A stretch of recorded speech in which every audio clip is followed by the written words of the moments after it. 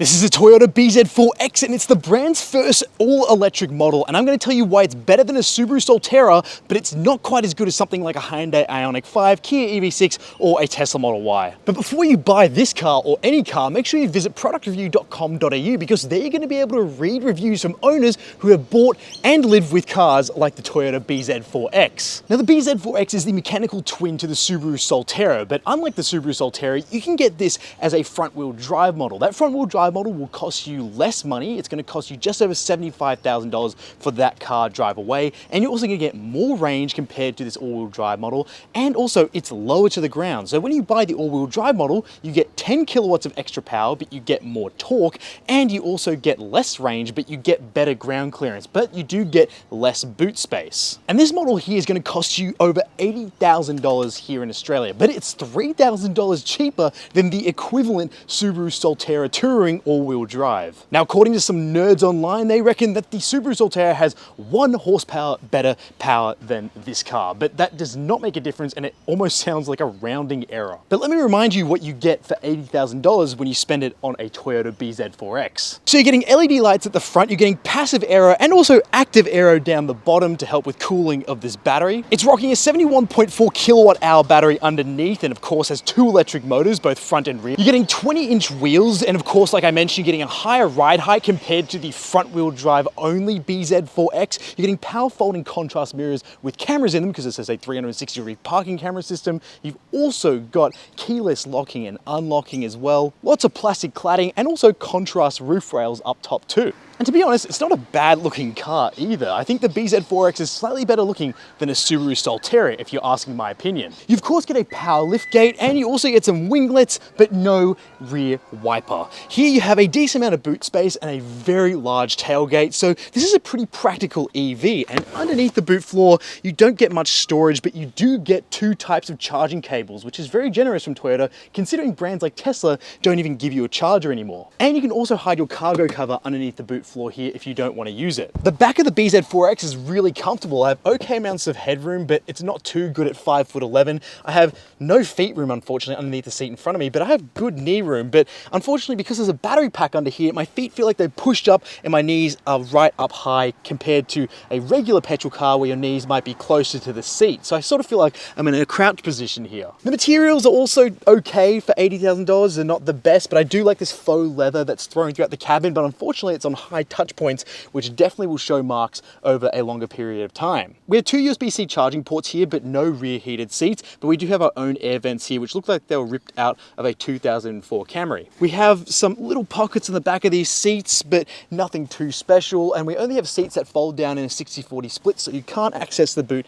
through the middle seat, but we do have some cup holders and a little cubby here in the form of an armrest. And what I love is these carpets. This carpet in the bZ4X just feels super deep, super plush, and looks cool too. And so it's super comfortable, as well as this middle seat. Because we have a flat load floor, this middle seat is actually pretty comfortable. And I also like the fact that we do get that glass roof extending a little bit into the back, but unfortunately this giant structural member here, or whatever it is blocking a bit of our vision. So it doesn't really give you the full effect of a big glass roof. And also these seats can recline just a little bit more, so you can get a bit more comfortable and give yourself a tiny bit more headroom. But if you're over 6 foot and have a tall torso, it's going to feel a little bit too cramped in the back. The bZ4X is one of the cars I've tested that doesn't have a glove box. The only cars that I test that are like that are supercars. So you have no glove box here on the passenger side, apparently to give them a bit more space. But I really love the carpeting material they put on the actual dashboard. That cloth material looks really quite nice. We have a very large dashboard, and that's because our digital instrument cluster is pushed way up top, so our steering wheel sits below it, so it sort of feels like you're driving lower down in the car than you actually are. Seating position is very comfortable in this thing, and you have power adjusted seats as well, which is a good thing. But unfortunately, in an $80,000 car, your passenger seat is still manually adjustable, which I think is ridiculous. There's also lots of scratchy plastics in here, which doesn't look great in an $80,000 car. But this screen in the middle is really good for Apple CarPlay and Android Auto, which can all be done wirelessly. And it gives you some basic controls for the battery here, like you can do a charging schedule, but unfortunately there's no preconditioning in this screen and there's really nothing else too useful in this screen. We do have heated and cooled functions for the seat and a heated steering wheel, so at least that's nice. And we also do have lots of physical controls in the form of touch capacitive buttons and also physical buttons for all your vital controls. You also get dedicated eco modes here, and X mode like you'll find on a Subaru, but it's here in the bZ4X. And you've also got this funny looking shifter which you have to sort of push down the outside and twist to put it into gear.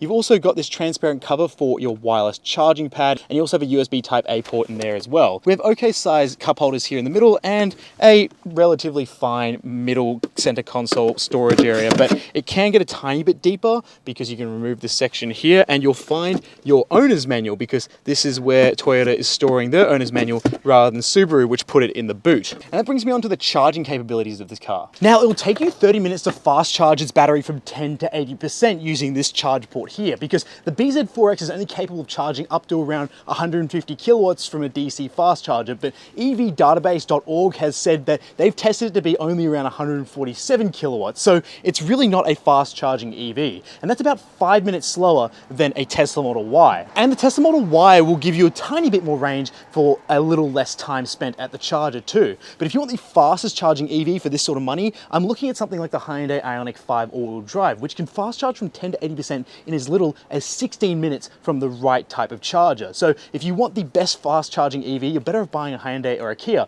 But if you want a bit more range and spend a little less time at the charger, you're better off buying a Tesla Model Y. So when it comes to charging, this thing really does fall towards last place. Oh, and there's no vehicle to load capabilities here, so you can't use the energy from your battery to charge your home or any accessories external to the car. And so here we are in the Toyota bZ4X and we're driving it. My luggage is in the back and it's flying around because we don't have a cargo net on board. But I tell you what, the pickup on this all-wheel drive model is fantastic. I've already tested the Subaru Solterra and I was already impressed with the driving dynamics of that car, which is mechanically identical to this thing. It produces 160 kilowatts and just over 300 newton meters of torque between two electric motors, both front and rear, giving you an all-wheel drive system. We have a higher ground clearance compared to the front-wheel drive model, and really the Toyota bZ4X is an amazing EV when it comes to driving dynamics. It's really comfortable, it's super easy to operate, and it feels really like a regular Toyota. And you've already driven a Toyota hybrid, you've already pretty much experienced what the bZ4X is like to drive when your hybrid is in electric mode. It's super smooth, super quiet, and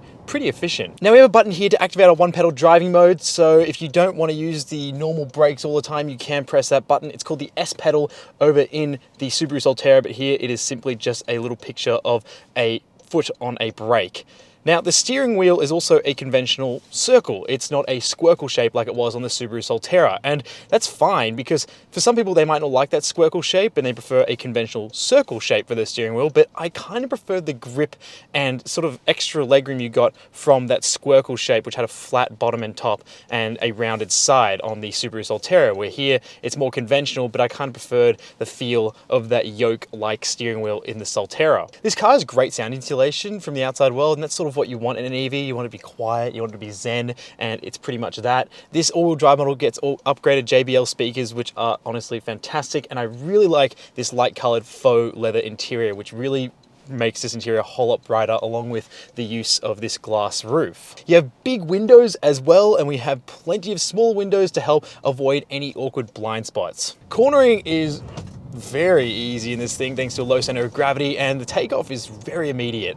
It's actually really satisfying to roll ahead in the bZ4X because you just have a healthy amount of torque from 0 RPM, which isn't something that most Toyota drivers are going to be used to. So for driving around town and even doing some small stints on the highway, this thing is just one of the most comfortable EVs for the money.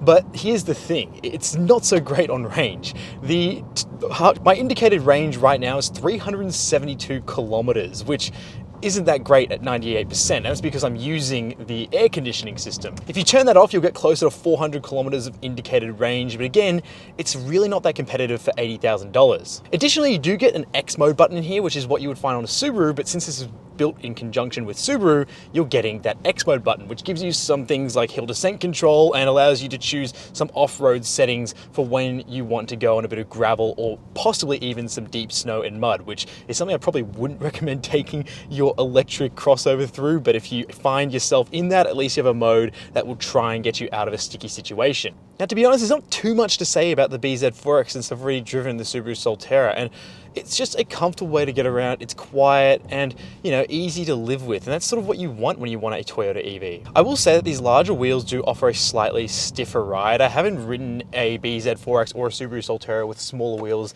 than this, but I just sort of feel that they do sort of send some shocks through the cabin a bit more than, say, some smaller wheels with some fatter tire sidewalls. And additionally, when you do hit some awkward bumps on the road, because of that stiff battery skateboard underneath the car, it does feel a little bit rigid at times. Additionally, when you're reversing, just like the Subaru Solterra, you get a bong sound, which just lets you know that you're reversing, which I think is just a little annoying and unnecessary, but the 360-degree parking camera is brilliant. Now, I can tell you right now, the driving dynamics here make up a little bit for the lame charging speeds and battery tech, and also just the general software inside the Toyota bZ4X compared to other EVs. So do I like the bZ4X? Well, not really. It feels like a first-generation product, but it's 2024 and it's a bit late to be introducing a car that has inferior charging and inferior software and missing features for around $80,000. But here's the thing, let me rank my top 3 EV recommendations if you're looking to buy one of these and you're serious about buying a Toyota bZ4X. Well, in last place,